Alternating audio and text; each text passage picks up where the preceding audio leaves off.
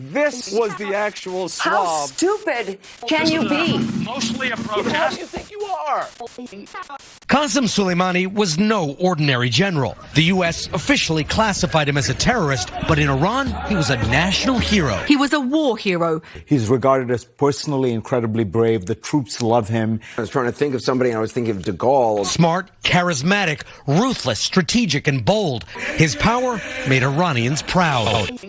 You're watching CNN special live coverage of what can only be described as an historic day. It will be a busy and historic day ahead. It was a historic day on Capitol Hill. This is a historic day here in the nation's capital. A historic day, another historic day. This is history unfolding. There's a sacramental quality to this. There's a ritual. I'm so glad Chris used the word ritual. Just the ceremony of it, walking over, delivering the articles of impeachment. There is something almost religious to it. I think there's also something about the sort of the excommunication aspect of this thing. In the French Revolution, did the guy getting his head taken off hear the drum roll?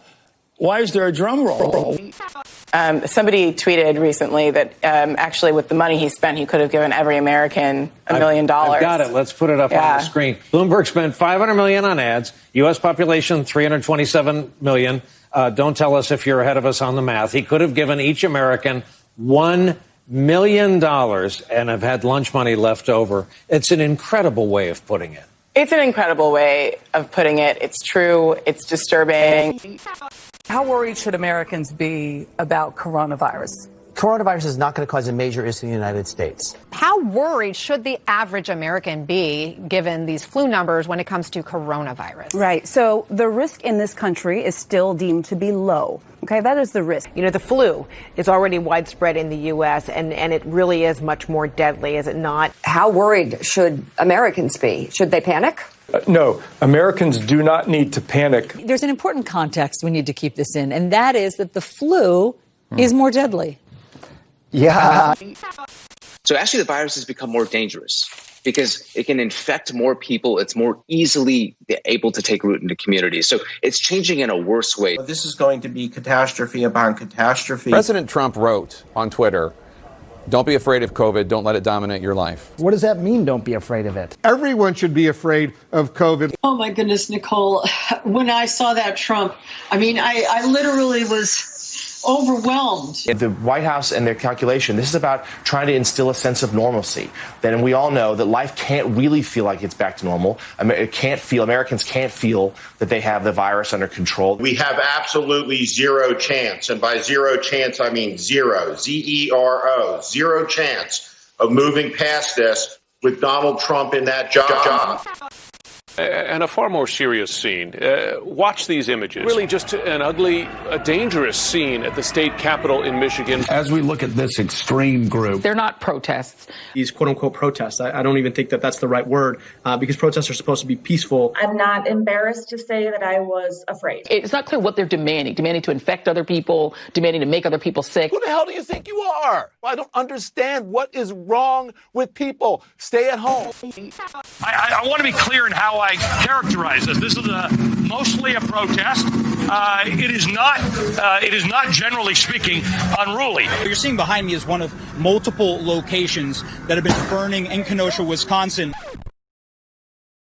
That ain't a riot, what we're seeing right now in Minneapolis. You know, Brooke, I think this is a march, really. As they're coming off, it's peaceful. They're saying peaceful protest. People are risking COVID to explain to this country that we're fed up. Thank goodness for the looters, man. Any reasonable person would say we shouldn't be destroying other people's property, but these are not reasonable times. And please, show me where it says that protests are supposed to be polite and peaceful. There's the First Amendment. You just gotta look it up.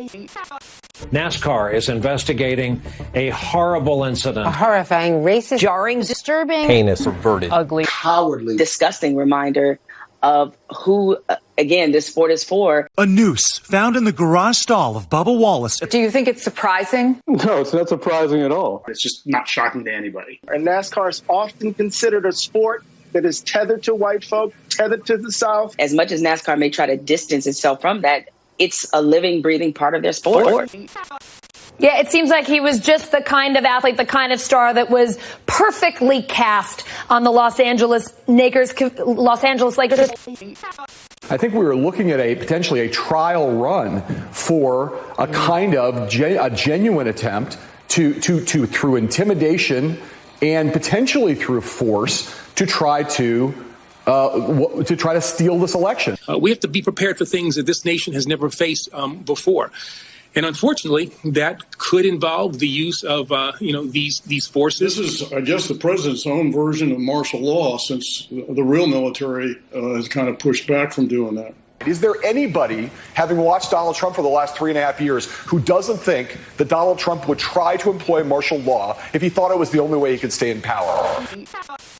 Today, President Trump is going to South Dakota for what has become a controversial trip to Mount Rushmore. The mother of all photo ops, Mount Rushmore. And we know why this president just can't resist going there. Where he'll be standing in front of a monument of 2 slave owners and on land wrestled away from Native Americans. He will inevitably and predictably talk about our heritage.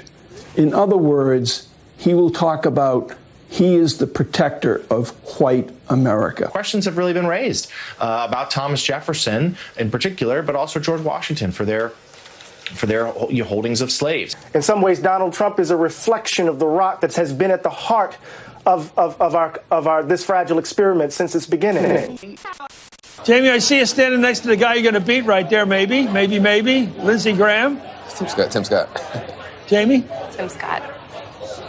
Who's that? That's Tim Scott. I'm sorry.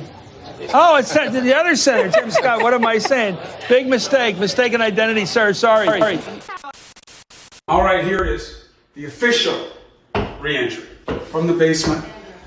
Cleared by CDC. A little sweaty. Just worked out. Happens. Now the other side of the story involving CNN anchor Chris Cuomo and a man on a bicycle. I said, you're supposed to be quarantining. What are you doing out? What are you doing with all these people?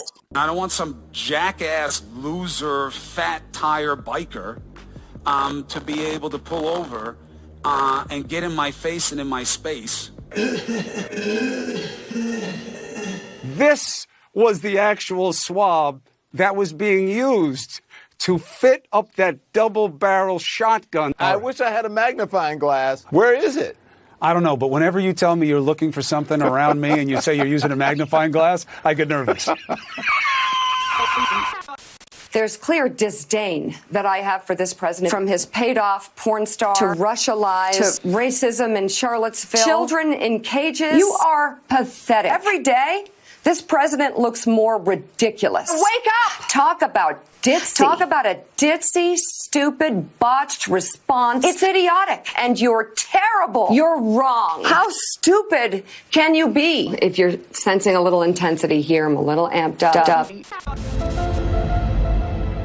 Say it directly. Is this an attempt by the president, do you believe, to interfere in the election? Absolutely. They will destroy the Postal Service. They'll do it because they don't want people to vote. We only have reports so far of these machines being removed.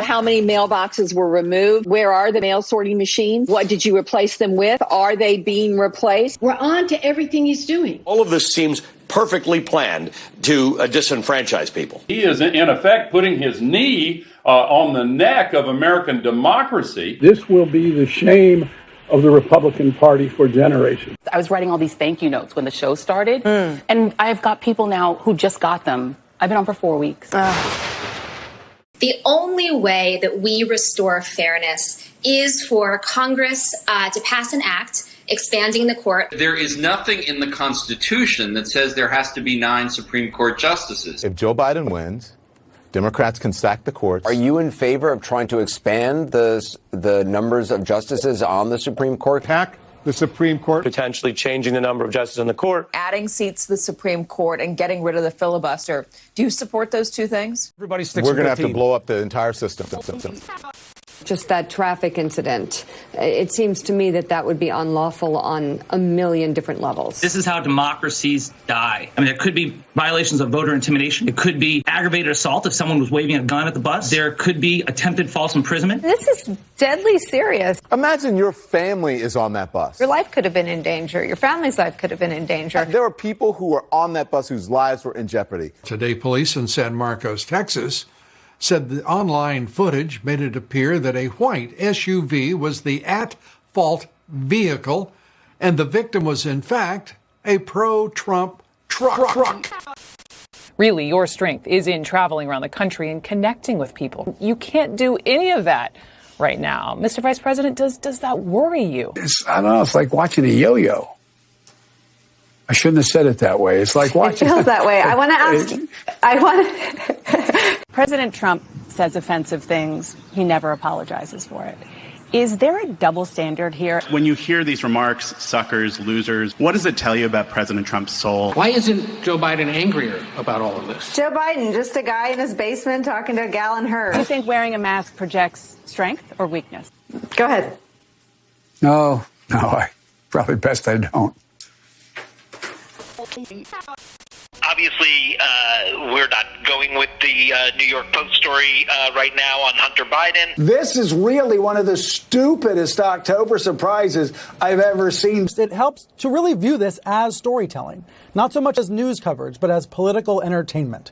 NPR explained, we don't want to waste our time on stories that are not really stories. Who even thought to make that story up? It's a story that many intelligence experts say has all the hallmarks of a foreign interference campaign. It looks like it's tied to Vladimir Putin in Moscow. This is a Russian intelligence disinformation campaign. Foreign intelligence operation. Foreign intelligence operation. Russian intelligence. Rudy Giuliani was not fed passively Russian disinformation. He ordered it off the menu. This is a classic example of the right-wing media machine. And he's in the midst of a scandal. He's not. And he's taking... Of course he is, Leslie. We should note Hunter Biden isn't running for president. That argument has been debunked. There is no evidence that Joe Biden did anything wrong. For all we know, these emails are made up. It just lacks credibility. Okay, I would love if you guys would start doing that digging and start doing that verification. No, we're not going to do your work for you.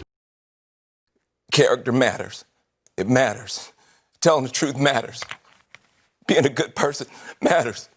I don't know why I'm crying so much. I keep crying. I'm going to cry now. Go away from me. You're going to make me cry. I was talking to a Democrat who just said this also felt like the Avengers. It felt like we're being rescued from this craziness that we've all lived through from the last 4 years. And now here are the superheroes to come and save us all. I mean, all I have to say is everybody look up because it's a different way of living now, right? If you're an immigrant, you don't have to worry if the president's going to be happier to have babies snatched away or send dreamers back for no reason. We don't care who you are. We don't care if you voted for us or not. It's a vindication for a lot of people who have really suffered